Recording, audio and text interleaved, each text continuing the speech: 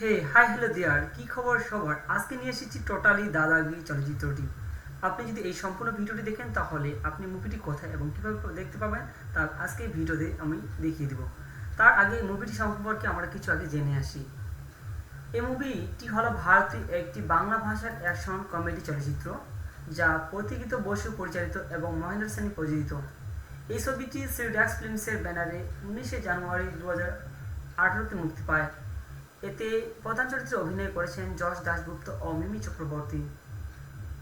চলচ্চিত্রটি প্লটটি দেখতে আমরা দেখতে পাই এটি দুই কলেজ পৌর ছাত্র জয় এবং জোনাকির কিশোরের প্রেমের গল্প নিয়ে আবর্তিত হয়েছে।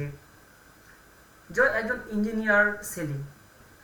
সে বারবার পরীক্ষায় ফেল ছিল এবং এক অনুষ্ঠানে গিয়ে মিমি চক্রবর্তীকে প্রথম দেখায় তিনি ভালোবেসে ফেলেন এবং মিমি চক্রবর্তী প্রথমে পাত্তা না দিলেও আস্তে আস্তে তাদের ভিতরে খুনসুটি হতে শুরু করি। তাকে গাড়িতে করে বিভিন্ন জায়গায় নিয়ে যাওয়া, ঘুরতে যাওয়া, বিভিন্ন জায়গায় আড্ডা দেওয়া এবং অনেক জায়গায় খুনসুটি, আস্তে আস্তে তাদের ভিতরে একটা ভালোবাসার সম্পর্ক জড়িয়ে ফেলেছিল তারা।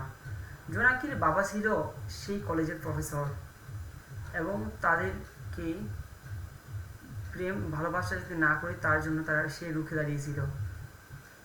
এর জন্য জোনাকির জন্য এক পুলিশের সাথে তার বিয়ে ঠিক করে, কিন্তু শেষ পর্যন্ত জয় সেই বিয়ে আটকে দেয় এবং জোনাকিকে বিয়ে করে।